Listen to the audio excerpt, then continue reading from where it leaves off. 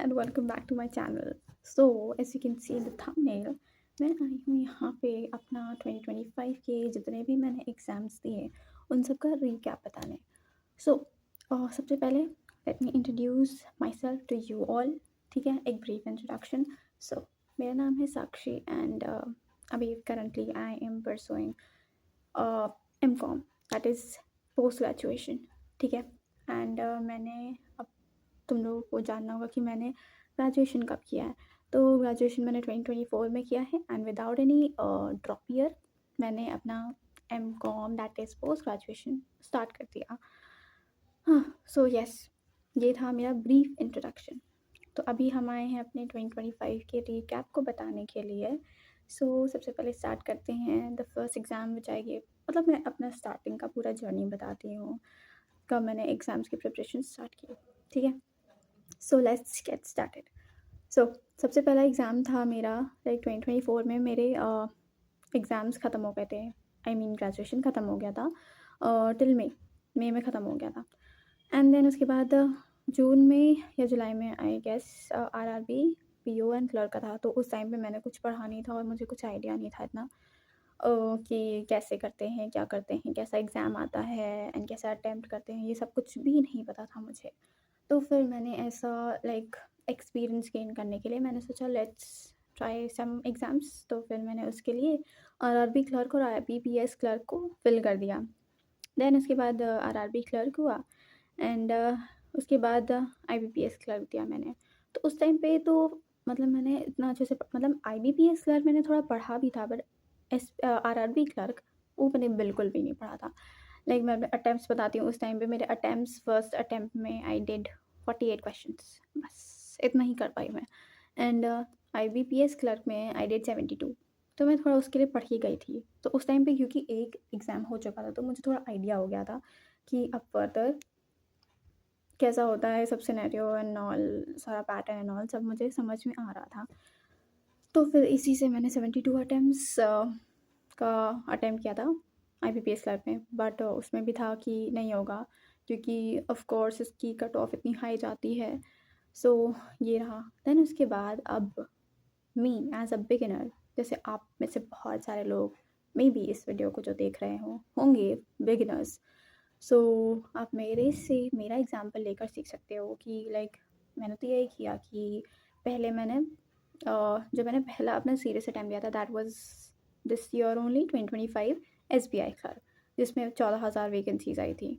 तो वो था मेरा सीरियस अटैम्प्ट प्रीलिम्स के लिए, क्योंकि मुझे आईबीपीएस क्लर्क और आरआरबी क्लर्क देकर ये लगा कि अभी I am not well enough prepared for prelims. तो जब प्रीलिम्स के लिए प्रिपेयर्ड नहीं हो तो मेंस के पढ़ के क्या करोगे।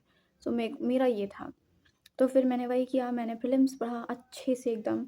एंड आई रिमेंबर उस टाइम पे जब एसबीआई क्लर्क होने वाला था तो उस टाइम पे जो यस ऑफिसर की टीम है उन्होंने टारगेट पैच अपना फ्री कर दिया था। तो मैंने उसके number a lot of questions मैंने अटैम्प्ट किए थे। लाइक एक दिन में 200 questions I used to do and lots of marks. Like मैंने प्रीवियस ईयर क्वेश्चंस भी काफ़ी कुछ मैंने मतलब सारे पीवाईक्यूज में करके गई थी। एंड यस मैंने अभी तक मैंने अपनी पूरी जर्नी में टेक्स्ट बुक मॉक सीरीज़ को यूज़ किया है एंड आई फील वो बहुत रेलिवेंट है। लाइक मैंने गाइडली के भी मॉक्स दिए हैं, मैंने ऑलिव पॉट के भी मॉक्स दिए हैं, बट लाइफ दिए हैं। बट मेरे को ऐसा लगता है कि वो बहुत काफ़ी डिफ़िकल्ट होता है, डिफ़िकल्ट लेवल होता है उनका। सो इट्स लाइक उनको करने के बाद मैं बहुत ज़्यादा डीमोरलाइज हो जाती हूँ।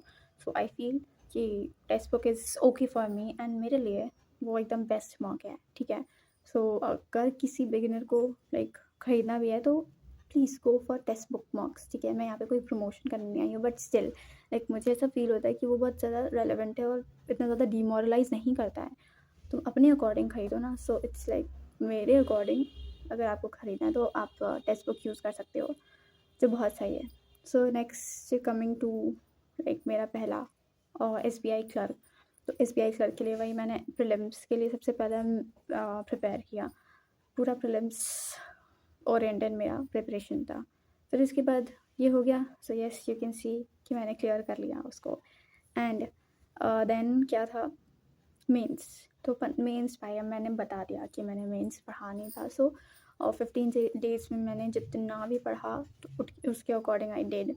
एंड उसके अकॉर्डिंग आई अटेम्प्टेड मेंस में 57। मतलब मैं सोच के ज़्यादा गई थी बट मैं उतना कर नहीं पाई क्योंकि वहाँ पे मैथ्स सॉरी इंग्लिश में बहुत ज़्यादा ब्लंडर हो गया। मतलब मैं सोच के गई थी कि इंग्लिश में I have to do 40 but मैं नहीं कर पाई 40 वहाँ पे सिर्फ 29 ही अटेम्प्ट कर पाई। पता नहीं क्या, मतलब मैं घर पे सही सही कर लेती हूँ इंग्लिश में मॉक्स में, बट एग्ज़ाम हॉल में बट मे बी प्रेशर की वजह से मैं नहीं कर पाती हूँ उतना अच्छा परफॉर्म इंग्लिश में। तो अब ये हो गया एस बी आई क्लर्क। तो next coming to S B I P O, वो मैंने दिया and you can see on the screen मैं नहीं क्लियर कर पाई।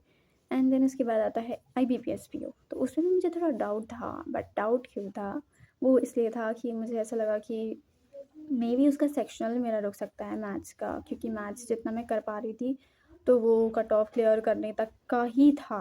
मतलब क्योंकि इस बार था ना कि 0.5 का 1 मार्क्स कैरी करेगा, मतलब होगा सिंप्लीफिकेशन एंड ऑल।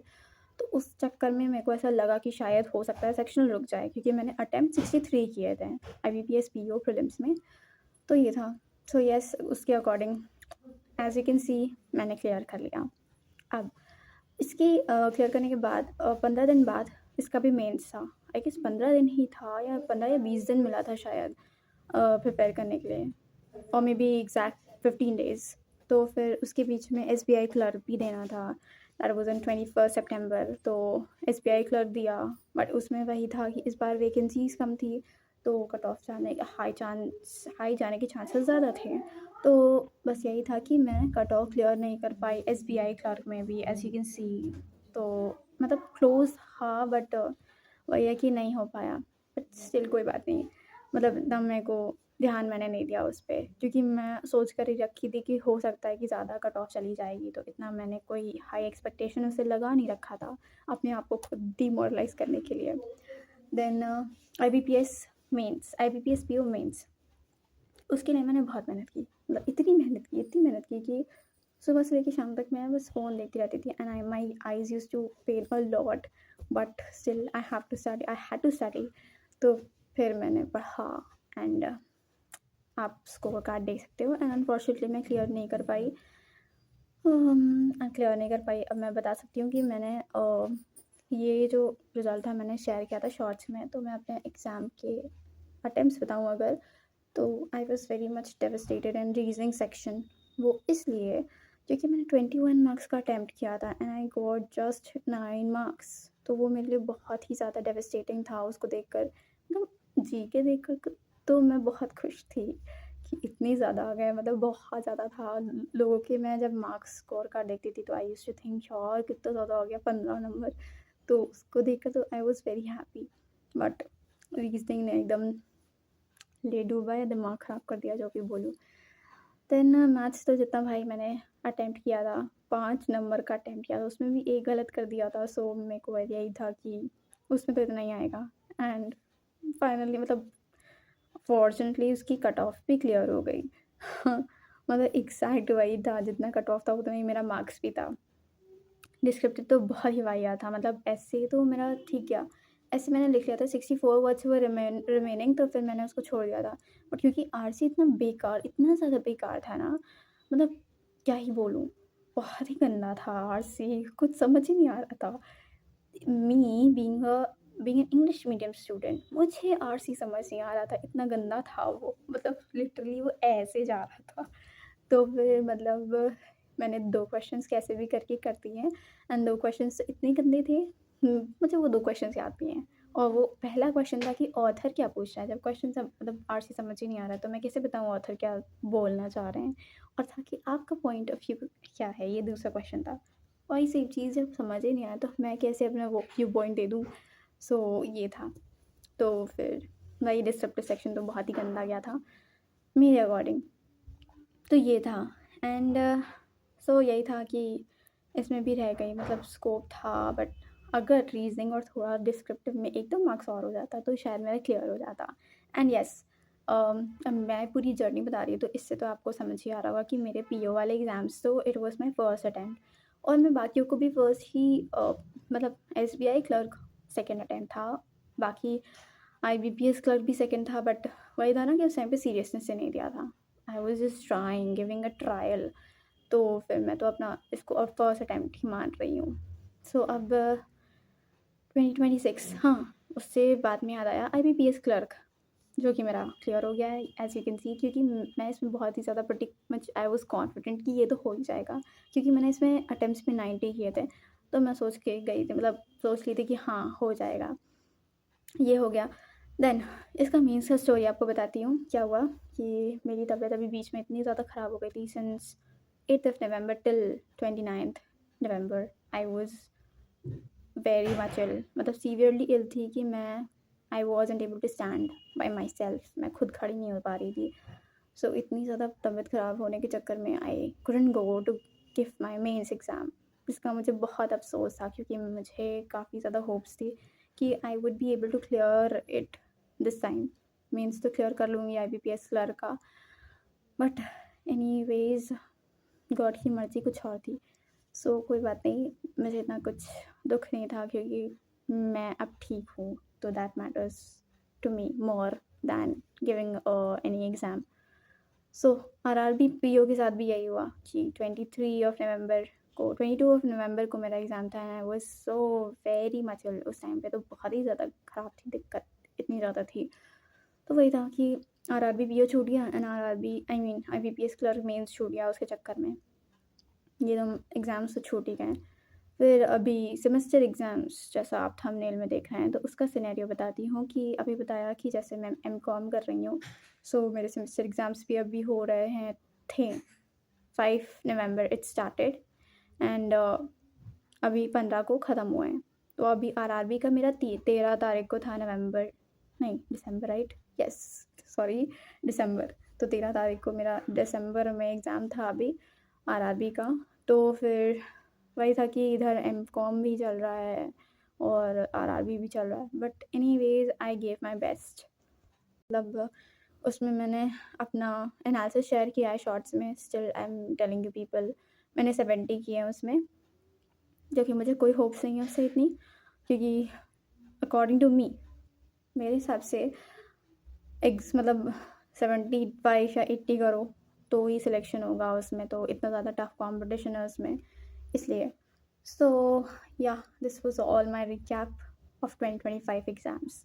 तो अब नेक्स्ट मेरी प्रिपरेशन जर्नी शुरू होगी for 2026 exams, and I am just pre confident, या फिर बोलूँ कि आई एम डिटरमिन्ड इनफ कि इस बार 2026 में तो आई will B clearing exam, any exam, but I will B clearing, इतना मैं डिटरमिन्ड हूँ। सो पूरा 2025 की जर्नी से मैंने ये क्या सीखा, let me tell you people. So मुझे 2025 से यही, मतलब पूरे इतने सारे एग्ज़ाम्स देने के बाद, एज अ बिगिनर अगर मैं बोलूँ, तो मुझे ये सारे एग्ज़ाम्स देने के बाद मुझे ऐसा फ़ील हुआ कि IBPS PO is the most doable exam according to me, क्योंकि उसमें क्या रहता है कि डिस्क्रिप्टिव इतना डिफ़िकल्ट नहीं होता, एंड बाकी सारे सेक्शंस को भी अगर थोड़ा थोड़ा स्कोर कर लिया सब में, तो you can score well enough, and फिर कट ऑफ भी क्लियर हो जाएगी और आराम से क्लियर हो जाएगा। एंड प्लस इस बार तो वो भी नहीं था ना, नॉर्मलाइजेशन नहीं था, तो और ईजी था। अब देखते हैं नेक्स्ट ईयर का क्या सिनेरियो रहता है, सो उस बेसिस पे डिसाइड होगा। एंड बाकी तो लाइक अब 2026 के लिए प्रिपेयर करना ही है अच्छे से। So yes, that's it for this video, and preparation journey से अगर किसी को भी कोई डाउट्स हैं तो please let me know in the comment sections, and yes I will be answering to all of them. ठीक है, जैसे क्योंकि मैं बिगिनर थी, जो जो मैंने फेस किए चीज़ें अपनी पूरी प्रिपरेशन जर्नी में, अगर किसी को कुछ पूछना हो किसी सब्जेक्ट के रिगार्डिंग या मेरी प्रिपरेशन के रिगार्डिंग, मैंने अपना प्रीलिम्स कैसे स्ट्रॉन्ग किया इस रिगार्डिंग, तो यू पीपल कैन आस्क और मैं सबको रिप्लाई करूँगी। Okay, so yes, that's it for this video, and see you guys later then, till then bye bye.